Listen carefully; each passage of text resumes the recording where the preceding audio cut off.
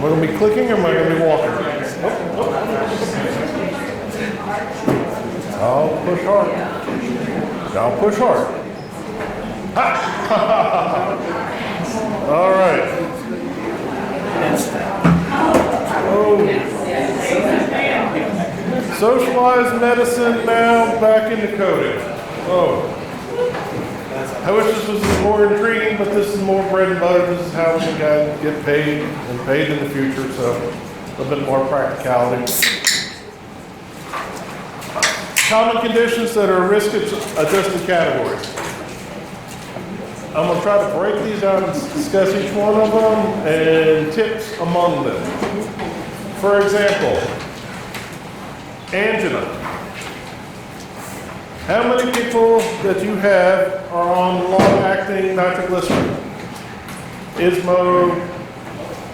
Okay. Did you know that chronic stable angina I-20.8 is an HCC code? Easy pickings. They come back from the cardiologist on some sort of long-acting nitroglycerin, chronic stable angina. Again, meet, evaluate, or assess or treat one time a year or twice for your Blue Cross Blue Shield here in Nebraska. This is the way it looks. This is Allscripts Enterprise EHR. I select angina and it pops up status, doing well. Treatment, plus or minus, unstable angina. This is the way it looks when I start hitting the buttons. Doing well, no changes to disease management, continued current management, followed by some cardiologists that have stable angina, but this is the verbiage that goes into the EMR. Patient states the angina has generally been doing well since last visit, no changes, continued current treatment. This is a little bit more netterish rather than stable followed by cardiologist. Don't have to do it, but I just want to, give an example. Cancer. Okay. Amongst the group of family physicians, please forgive me the way that Medicare and Medicare Advantage's plans see cancer. Okay? First one is easy. I'll put it in the terms of ordering a PSA. Why do you order a PSA? What diagnosis do you use? Screening for prostate cancer. Okay? Find an elevated one, you get a biopsy, prostate proven cancer, send it off to the urologist. They treat it, remove the prostate, prostate cancer treatment, C6-1. Comes back to you in 2 years. Do they have prostate cancer? But the prostate's gone. No. That turns into history of prostate cancer. History of has no risk in it. If they're actively being treated for cancer, you can use cancer risk codes. Let's do cancer codes. Yes, sir. Okay. I would still draw a PSA on that patient and it would be, again, surveillance. So this gets into the family physician, not the sheriff. This gets into the family physician, not the coder, okay? Because I run into this all the time. Because if a young lady has breast cancer, it sits on my problem list. Lets me know what's going on. They've had a mastectomy. History of. Even if they're still seeing the oncologist every 6 months? Here comes the gray area on that one. I'm telling you where this is coming from, okay? This is Medicare Advantage RAD-V audits, okay? This is coming from their perspective because the MA plans are given money, but the assumption is from the government who gives them the money that the person is getting active cancer treatment, all right? And they have to show justification of active cancer treatment. So this is where it becomes the gray area. Because, like you, I have the patient history of prostate cancer, still seeing the oncologist. I have no control of what the oncologist is marking on his codes. Guess what he's usually marking? Active cancer. But my job here is trying to explain. Controversial topic, I'm sorry. Yes, ma'am. What about a lady that had breast cancer still on tamoxifen who needs Treatment. still active? Yes, that would be treatment. Yes. Yes, ma'am. I just want to make a comment about that because I am a breast cancer survivor and I was Yep. trying to get life insurance, and even though I was breast cancer free for 8 years, still seeing an oncologist, still taking the tamoxifen.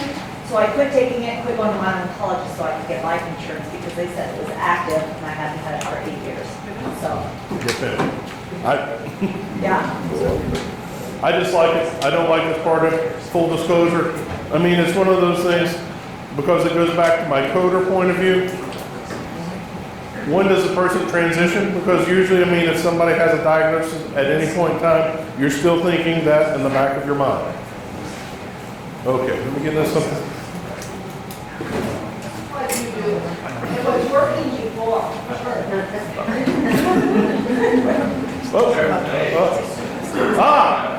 Oh, now you get another. No, you're beautiful. COPD and asthma. When does one, when does the other, you know, become? COPD has got HCC code, asthma does not, you know. When I talk about the COPD, you start getting also, you'll see a trend of this is acute treatment versus chronic treatment, you know. There is designations within HCC codes for acute bronchitis associated with COPD. Asthma, not so much, you know. Acute renal failure versus chronic renal failure. I mean, these are things kind of differentiate, use your clinical judgment. Remember, meet, evaluate, assess, or treat. When somebody bumps into the hospital and the creatinine goes from 1.2 to 3.0, your hospitalist partner is going to give them acute renal failure. When they come out to you, they come back down to their usual baseline. Are they still in acute renal failure? No, you know. Sorry, that's, ostomies. Sorry, my friend. If they have an ostomy. Tobacco abuse, counseling treatment, not so much. Chronic respiratory failure, if they're on oxygen, chronic respiratory failure is an HCC code.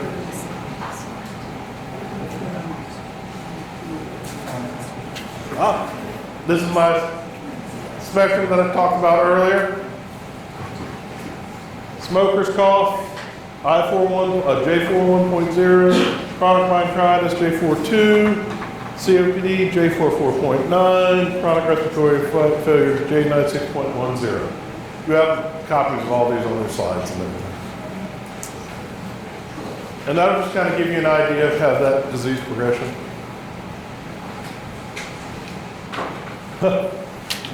My friend, you're all your little H's.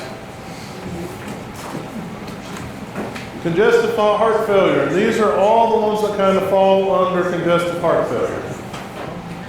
Whether it be acute on chronic, end stage, high output, each of them have a separate code. They map differently.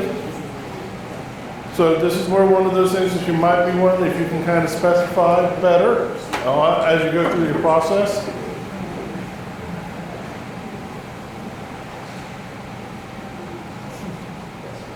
Do each one of those, just having an H, Yes.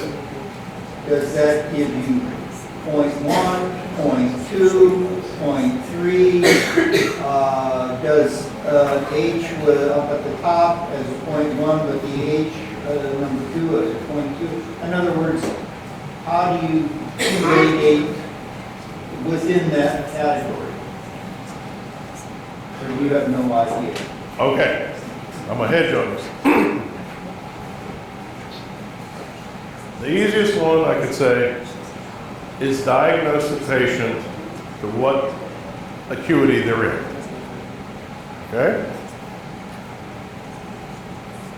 You may have somebody unspecified I5 0.9 congestive heart failure. They come in, how are you doing, Ms. Jones? I'm doing great.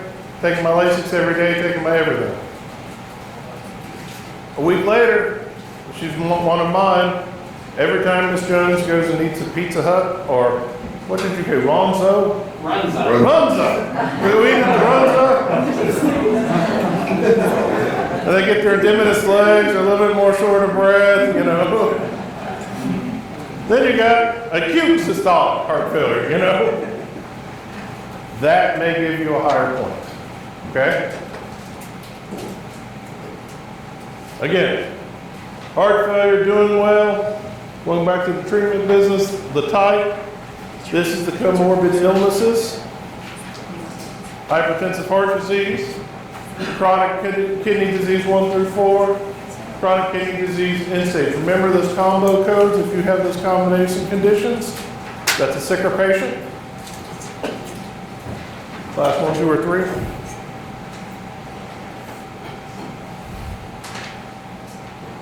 Causal relationship, an underlying condition directly responsible for the second condition. Diabetes with neurological manifestations. Diabetes with retinopathy. All right. Diabetes, again, controlled, not controlled. When is a comorbidity not due to diabetes? Not very often. Document all the referrals that you may be dealing with. Now, this is one of the ones where you can get into diabetes where it ups the coding risk as it trumps if you have somebody in a diabetic coma. DKA. That's even more than the diabetes with complications, which is higher than the diabetes unspecified. If you guys can if the providers can walk away from this conference, getting away from the unspecified diabetes, I will be thrilled. Going to the next point, diabetes, yes, diabetes without complication carries the weight of 0.118. Diabetes with complications 0.368. One of those, the first one would be diabetes, nephropathy, chronic kidney disease. All those ones, again, you start getting into the comorbid conditions and buddy codes with the renal. It gives you a high, it tells the government, again, you have a sicker patient. And I guarantee you, this is walking through your door, walks through mine every day. More question I thought it would be. Questions, please. You said like if somebody went to the hospital and was seeing CHF. Yes. And the hospital was working on the code that we sent it. Yes. Was that attributed to us? Yes. Even at the hospital? Yes. Yeah. Okay. She asked if the patient went into the hospital, your hospital did acute CHF. Yes, that goes on that patient's claim that goes to the payer. That patient is attributed to you, you get the credit for that. Mom, give me some more questions, please. I know it's late in the day. Well, like for Blue Cross, Okay. we have to code it, right? I bet- For our Blue Cross contract, we have to code it, right? But it doesn't take what the hospital codes or whatever. Okay. The question is, with Blue Cross Blue Shield, do we have to repeat that code in our own so that it counts? If the hospital does it, you only have to do it once and it does count. But if you take it, if it's done in your own clinic, you have to have 2 touches on that. One could be that code, and then if they go in and get a prescription refill, that would be the 2. Or you just have to code it twice. So the next time that person comes in. Does that make sense? Questions on that? I know, it doesn't make sense. I mean, they believe the hospital, they don't believe you. On the code, you have to take, and you code it once. You say this patient has They diabetes. got out of the hospital with acute congestive heart failure, and you're seeing them a week later. Then you can code it again, or you don't have to code it because they believe the hospital. Because they what? Blue Cross will accept the hospital code one For time. how long? for 12 months. Oh, until January 1st. I should say January, or July. So that hospital code is very, I don't like to keep repeating it. That is correct. You do not have to keep repeating that every time they come in. Unless it's July 1st, and then you need to repeat it. Can correct me. Tennessee, well, Blue Cross for them, they like to have the rolling 6 months. They do 6-month cycles there. We do a 12-month cycle, July to June. Right. So that's, they just want to make sure it gets to, if they encourage people, the status of the diseases more than once, they're more likely to get on the claim if they don't encourage it at all. So, no. It's the use of the medicine. That claim going through for the insulin or whatever. If you're visited, if you refill the medicine, it gets on your claim. Okay. They actually ask if the pharmacist use the code. They don't see the medicinal claim. They see the medicinal claim. They don't see the diagnosis claim from the pharmacy. They see it from you during the office visit. Sure, our physicians see patients in the hospital, so they code something, say they diagnose just failure in the hospital with one of our physicians. Does that count as the one time? Since we're in the hospital setting? In the hospital, because in the hospital setting. I don't know why. You say acute congestive heart failure is coded by the hospital. You know, they get a month later, they're not in acute congestive failure anymore, they're controlled, but it'll still carry the acute for a whole year. I believe so, for their year. And which is and July. if I put the code on, I'm seeing follow-up for, I always want to use acute. I don't ever want to drop it down to controlled or unacute. Acute. You answer that. No, let, Okay, you answer that. Because I don't know when acute changes to chronic. Ms. Jones comes into your clinic with a 30-pound weight gain, neck vessels sticking out. Yeah. What is that going to be? Acute. Acute. All right. You try to diurese her, it doesn't work, you stick her in the hospital. Okay? Okay. Goes to the hospital, gets discharged from the hospital, follows up with you. Yeah. She's now lost that 20 pounds. Lost that 20 pounds. She's still acute. Nope. Clinically. She's not, she's chronic. but the diagnosis will still carry. Right.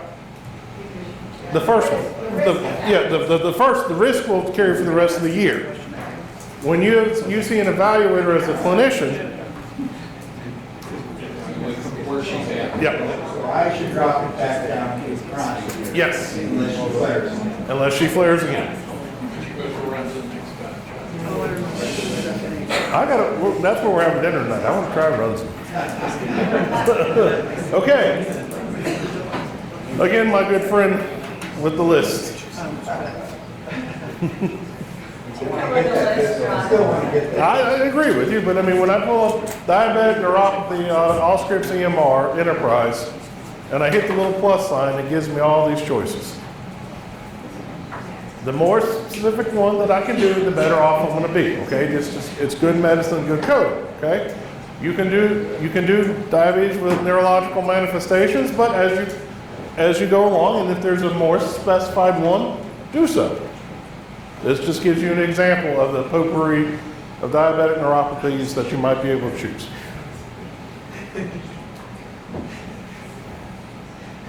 Again, which one is this one?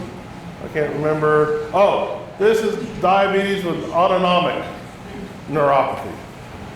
Doing well, as again, other complications, and these are the type of things that you can pick out for your diabetics. Now, one of the things, as we get a little bit further, and Dr. Scarrow was talking about, this versus a dictated unstructured note, okay? Every one of those boxes I can query the computer against. So for example, if I was looking for diabetics that happen to have frequent skin infections. I can build in a template that we can try to capture that information. This does not go out on the claim, but internally, if you wanted to start querying your pet population to see the diabetics with the frequent skin infections, because that may lead to skin ulcers. It's the rising risk population. I'm just trying to give queryable data points versus non-discrete data in a dictated number. Other things that go along with diabetes. This is just point and click bullets, but as we go along to the foot ulcers, if they ever had one.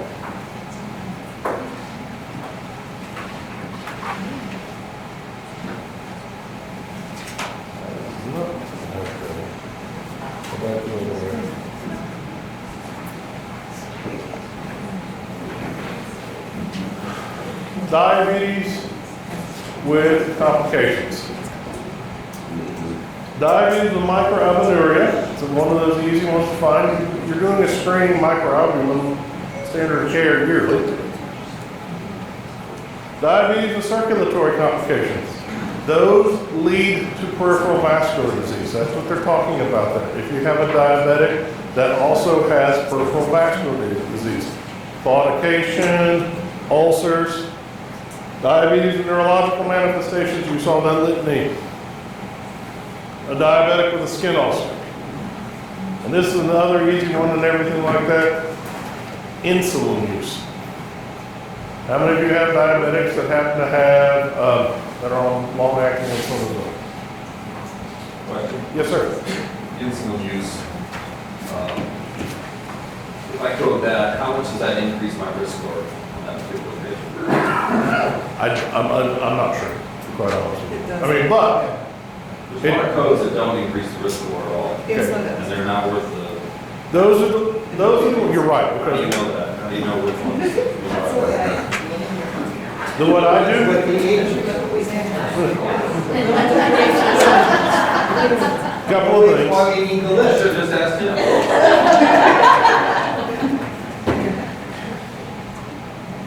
For example, because I also got into that debate, you know, I got a patient with diabetic nephropathy, diabetes, neurological, dies.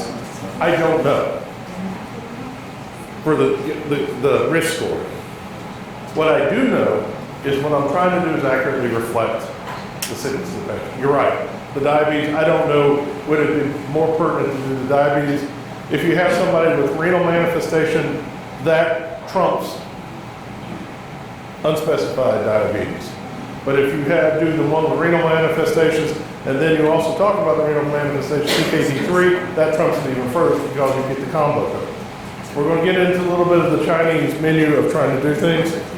And I apologize, I don't know what I will say as a physician, as a coder, accurately describe if you use insulin, use it. Isn't there a diabetes with insulin code? Yes, there is.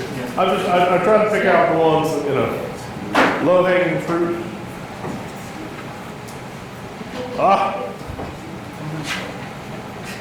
I'm back to my little netter man, or woman. Again, that's one of the things that you can do as you have the patients come in. Where I am regularly once a year here for Blue Cross Blue Shield, twice a year. What picture are you painting for your patient? Ischemic heart disease. I disagree. This is where I'm my thing where I disagree with Medicare, please, or CMS that does that. Acute, STEMI, non-STEMI have a 30-day input. Okay? Then it transitions, after 30 days, it transitions to past MI. And past MI does not have an HCC code.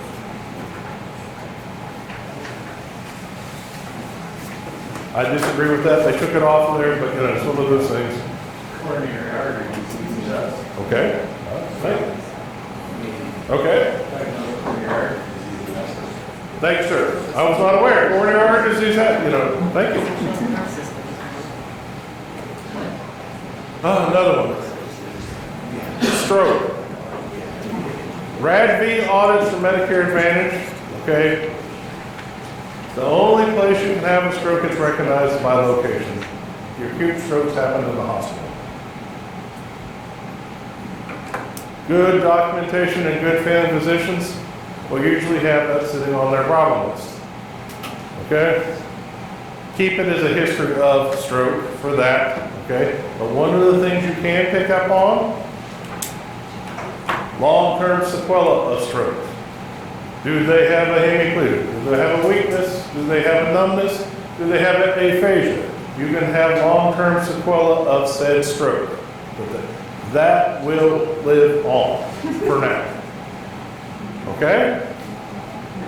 And that's going to be one of those things, to your point, sir, once a year, versus twice a year. But the biggest thing is the acute strokes happen in the hospital. Another one. Deep vein thrombosis, pulmonary embolism both carry HCC codes. How many of you, like me, have patients on long-term anticoagulation because they've had 2 DVTs? I use thromboembolic disease I-74.9. They no longer have the PE, but they're going to be on Coumadin or Eliquis or with Xarelto.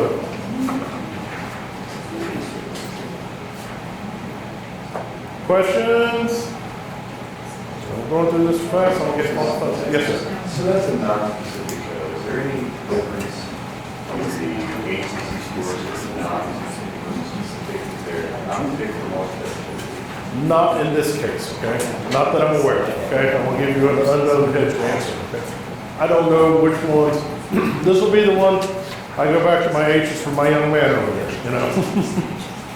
The long list. If you can get a specific one like factor 5 mutation. Yes, ma'am. You said if they were on some sort of anticoagulant, I mean, there are a lot of patients with a history of DVT that maybe the hypertension or something took it away. I mean, do you still code this? Do you still think about it? Are they still on it?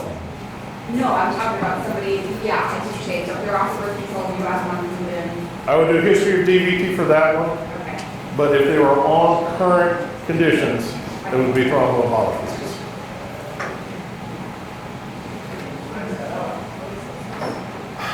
Rheumatoid arthritis carries one, and ankylosing spondylitis carries one as well. These are just ones that I picked out.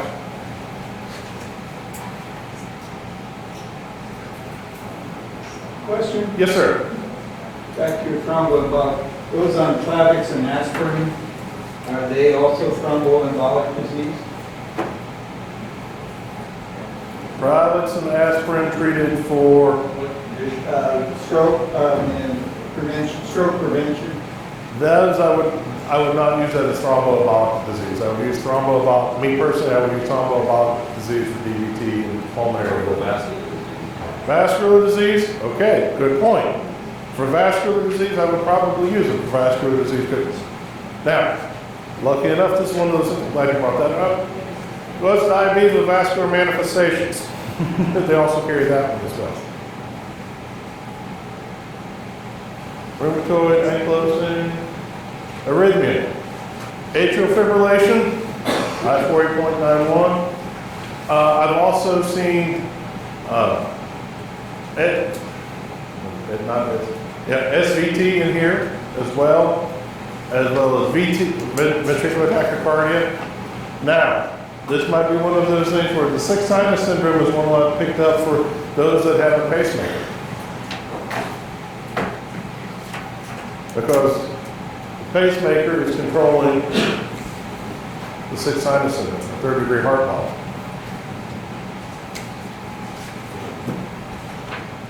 Peripheral vascular disease. This one's an interesting one. I'm sorry I didn't have the codes for it.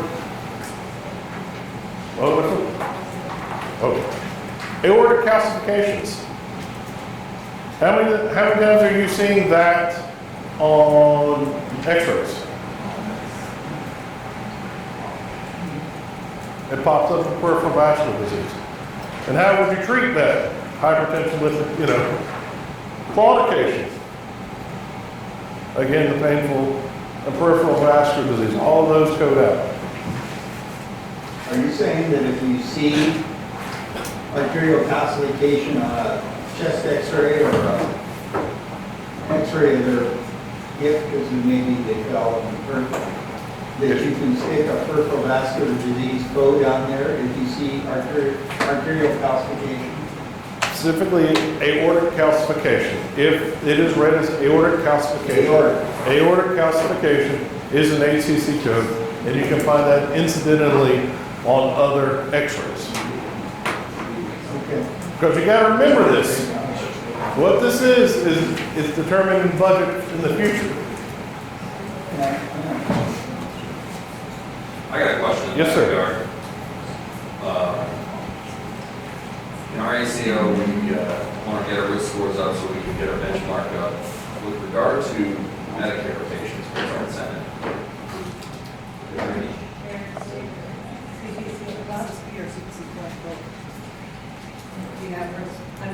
I don't know enough about CPC plus. Yes.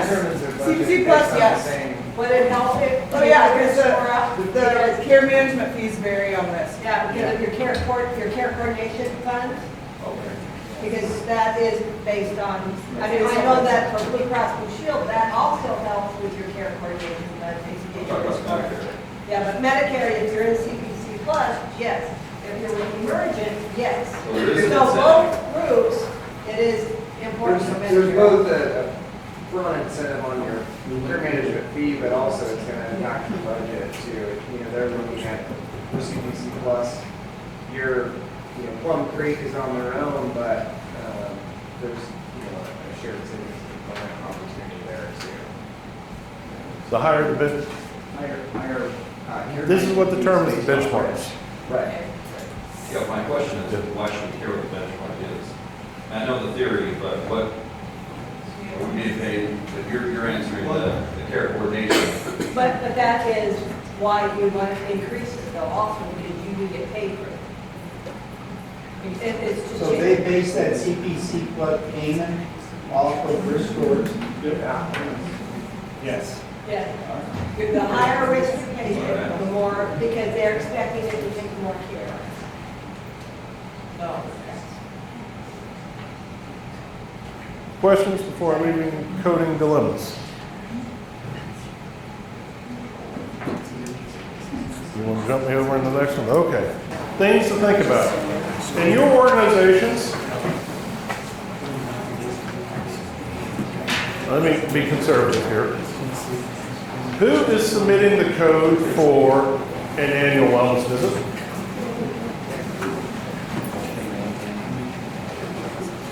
The doctor. Okay? Nurse practitioner mid-level. Okay? GO38. GO38 is the annual, subsequent annual wellness visit code. Okay? The doctor is the one you submit the code that the doctor has done the work or the doctor has authenticated the work. Correct? With that one, in my organization, I have what goes on, not with me, not the reason why in a second, that the patient is scheduled for 2 visits the same day. Ms. Jones comes for her 6-month follow-up for her hypertension, her diabetes, and her lipids. She's got red, white, and blue Medicare, and her last annual wellness visit was done July of 2018. Okay? Ms. Jones, how are you? Let me talk about the status of your diabetes, your hyperlipidemia, and your hypertension. All seem to be good. You're doing well. Let me get the associated labs with it. I do the physical exam for that. 99214 for the established visit. Okay, for Ms. Jones. That same time period, when the workflow that we have within Holston Medical Group, we have what's called an annual wellness visit nurse. That time that she sees Ms. Jones, I get done with her. Laura walks in. She asked Ms. Jones, there's a template in this EMR for annual wellness, subsequent annual wellness visit. Who are you seeing? Your ADLs, your IADLs, have you had your flu shot, have you got your mammogram, have your fall risk, your depression screen. I'm creating the situation. Laura usually goes in first, fills out all that information. I go in, make sure that she's had, I ask about advanced directives. I also make sure to do a depression screen. Both are 2 separate notes. Okay? 99214, 9038. Or 389, subsequent annual wellness visit. Both the same day. They append a 25 modifier on it. What does the patient pay for during that visit? The 99214. She does not pay for the annual wellness visit, okay? Because annual wellness is no copay, no deductible. What do you have as a benefit for doing that annual wellness visit during the time Ms. Jones comes in for August? You get it done, good. Risk code, well, the risk coding is more from the other side, the diabetes. I'm kind of delving into the other area of the risk coding is the quality measures. Exactly. Because, yes sir? Okay. The risk coding is done more with the sick visit because all those ones are diabetes, hypertension. The previous hour and a half that I spoke of, it's all risk, comorbidities. Now I'm kind of moving into the quality measures that are associated with the work that we do with Medicare, Medicare Advantage. Because I have up here is the ACO measures. Now, if you build into your annual wellness visit time, the flu shot, the pneumonia shot if needs to be done, BMIs usually during the visit, tobacco cessation, and depression screen, if you build all that in to the time that you do the annual wellness visit, you can get paid Tennessee Medicare pays us $108 for that time period. But we can start closing all these gaps and making sure that they're done.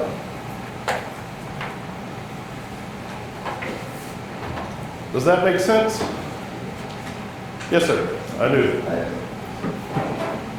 If you're seeing them at the very same visit, you talked about their chronic illness, you create a visit for that, you go right back in and say, all right, we're going to talk about your annual wellness problems. The nurses documented all the things that we do for that. Yes. You can bill for both and be paid for both, but you have to create two charts. Yes, you have provided 2 services that day. The sick visit, the annual wellness visit. But the thing is that with the annual wellness visits that you've done, you create the time period where you can close all these quality measures. Yes, ma'am. Why 2 notes? Because you have a very persnickety coder. Because it's easier to differentiate between the 2. That there was 2, when you do a 25 modifier on this will end up with a 25 modifier, it's a separate and identifiable second service that was done. So you're saying you can't close those gaps without seeing the patient? You can close some of those gaps, but I mean, if you have the patient in front of you in a very streamlined, efficient manner, you can get a second charge in.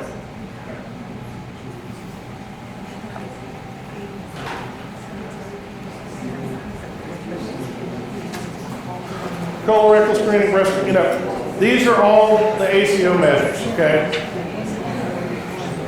I'm just trying to create a place for revenue and possible thoughts, how to work smarter. What this looks like with us, we have what's called the Medicare assessment form.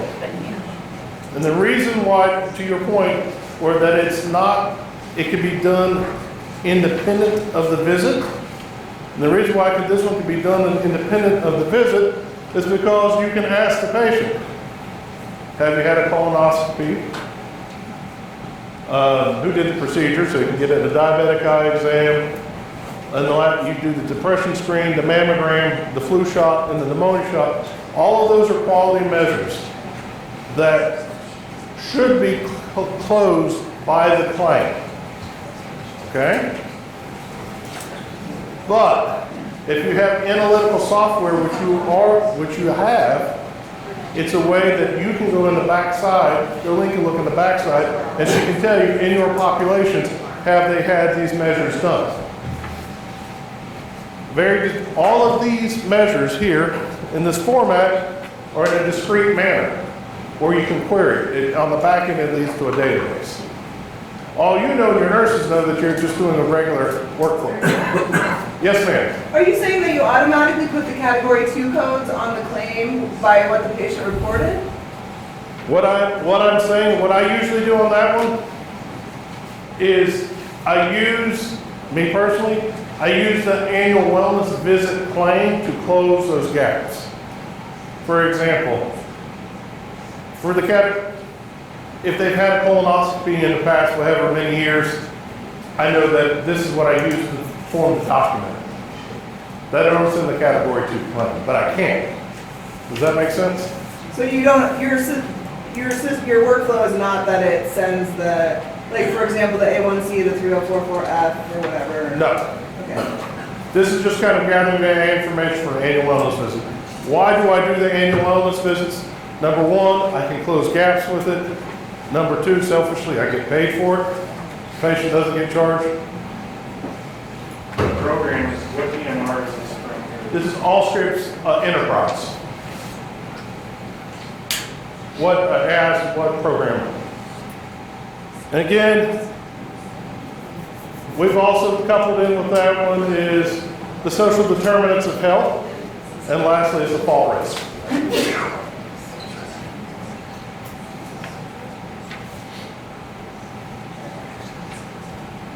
Information, this is just generalized information for subsequent annual wellness visit. Each one's got a block.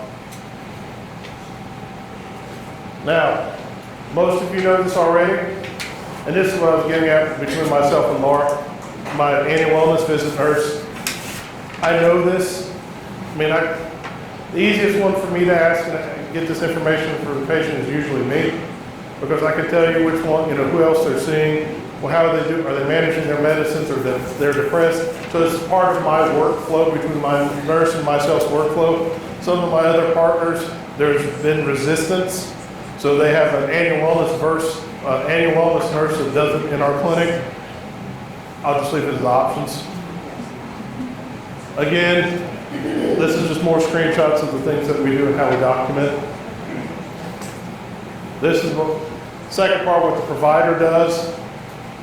If they're on aspirin, CBD, is the patient on aspirin, the ICD, PHQ-2, BMI, and advanced directives. That is our workflow. Now, we have it engineered within our system that does like a 4-page note on this, where it collects all that information and sends it to Medicare for the same time. The question Dr. Michaels asked, how do you do that without doing a 4-page note? The output will be a 4-page note, but the doctor's part is going to be essentially this. Is the patient on aspirin, PHQ-2, BMI, and advanced directives. You can have your nurse do the rest of it. Go ahead. Oh, sorry.